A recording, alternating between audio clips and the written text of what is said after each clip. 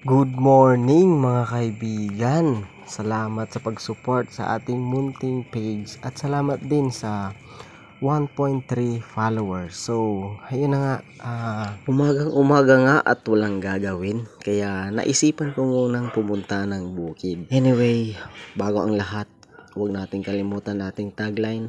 Hello guys, Daniel is here. Estudyanteng may diskarte at pangarap. Paano ko nalaman? Malalaman nyo din yun. So ayun na nga, nanguha muna dito yung kapatid ko ng ang damong ipapakain sa rabbit. By the way, ang kinakain ng rabbit ay feeds, yung Integra 3000 ata yun. Tapos itong mga damo, yan para may sustansya na makukuha yung mga rabbit. Ayan, nilagyan na nga ng kapatid ko at para makapag-almusal na din yung mga kuneho natin. May 4 na rabbit nga kami dito. Baka gusto nyong bilhin, PM nyo lang tong page na to mga par. Ngayon ay pupunta namin ng bukid para kumuha ng panggatong na bao. Tapos hahanap kami kung may mahanap na gulay. Finally, we're here and kakatapos nga pala mag-kopra kaya madaming tambak na bao ng nyog. Nakapag-uling na din mga par, yan no. Yung sa ilalim niyan, uling yan. Kumuha na nga ako dito mga kaibigan ng bao ng nyog para may panggatong tayo. Ayun, binilsan ko na nga para mabilis yung video. At for sure, kung lumaki ka sa bukid, naranasan mo to. At kung nasa bukid ka, mararanasan mo to kung hindi ka maarte mga kaibigan.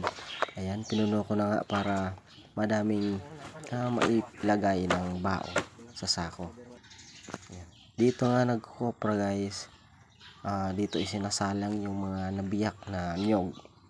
Syempre dito natutulog, kailangan magluto. Ayun. By the way guys, road to 5,000 followers na tayo. Konting kembot na lang mamamonetize na tayo mga par. At support nyo din po yung ating YouTube channel. Salamat. So ito nga pala mga par yung kalamansi namin, yung farm. Kalamansi farm. Ayan o.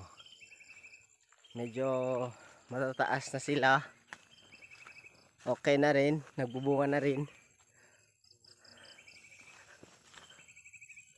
Pinitas na nga ng kapatid ko yung nakita namin bunga. Isa lang yan. Haha. At syempre manguha tayo ng gulay. At may nakita kami dito bunga. Kaya kinuha ko na. Di ko alam kung ano sa Tagalog nito. Basta ang tawag sa amin dito, ugog. Amunakan. Ugog. Ayan nga, nalaglag na mga kaibigan. At may nakita pa ako ditong isa. Ayun, nalaglag ulit. Pumunta kami doon sa kabila. Baka mayroon pang ugog. Hahaha. At ayun na, muli kami sa dati kasi wala kaming nahanap. Guys, ang pagluto nito ay sa mga taga-probinsya, ginagataan lang to. At yung bata pa niyan, pwede mo yun gawing paksiw na ugog, siram sa. Wow! So after nga namin makakuha ng mga bao ng nyog, gulay at kalamansi, pauwi na nga kami dito mga kaibigan at wala pa kaming almusal. Medyo tumatanghali na, mag-aalmusal pa kami. Ayan na.